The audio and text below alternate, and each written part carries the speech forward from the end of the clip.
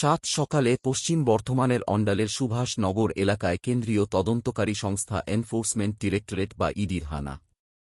কেন্দ্রীয় বাহিনীকে সঙ্গে নিয়ে বৃহস্পতিবার সকাল প্রায় ৮টা ১৫ নাগাদ ইডির আধিকারিকদের একটি দল ওই এলাকার বাসিন্দা রাম মল্লিকের বাড়িতে পৌঁছে যায়। তল্লাশি অভিযান শুরু করেন তারা। জানা গেছে, রাম মল্লিকের বাবা Dilip Mallick Eastern Coalfields Limited বা ইসিএলের প্রাক্তন বা অবসরপ্রাপ্ত কর্মী। সূত্রের খবর, অভিযানের সময় বাড়িতে থাকা বিভিন্ন আর্থিক নথি, সম্পত্তি সংক্রান্ত কাগজপত্র এবং ব্যাংক লেনদেনের নথি খুঁটিয়ে পরীক্ষা করেন ইডি আধিকারিকরা। তদন্তের স্বার্থে বেশ কিছু নথি ও রেকর্ডও তাঁরা নিজেদের হেফাজতে নিয়েছেন বলে জানা গেছে। তবে এই তল্লাশি অভিযানের নির্দিষ্ট কারণ সম্পর্কে এখনও পর্যন্ত ইডির পক্ষ থেকে কোন কিছু জানানো হয়নি। যদিও এলাকার জোর জল্পনা, সম্ভবত কোনো আর্থিক অনিয়মের সূত্র ধরেই এই অভিযান চালানো হচ্ছে। ইডির অভিযানের খবর ছড়িয়ে পড়তেই সুভাষ নগর এলাকায় কৌতূহলী মানুষের ভিড় জমে যায়।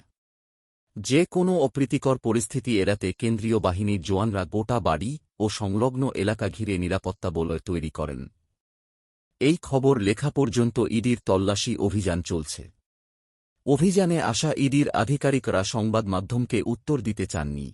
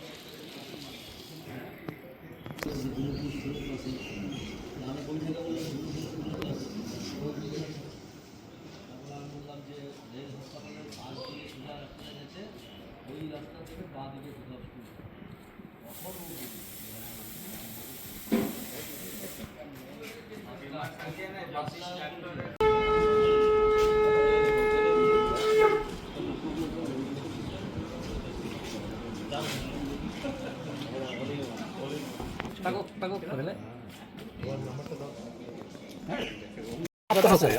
आप कहाँ से हैं? हम कोलकाता से हैं। अच्छा, क्या मैटर मैटर सर वो बताएंगे। क्या ऐसे क्या कहे लिया है कोलकाता से? वो बताएंगे। अब हम लोग थोड़ा आप बताएंगे, अभी अभी कॉल करके बताएंगे कि आप लोग आइए, तो हम लोग आए। हम लोग कहाँ से कोलकाता कहाँ से?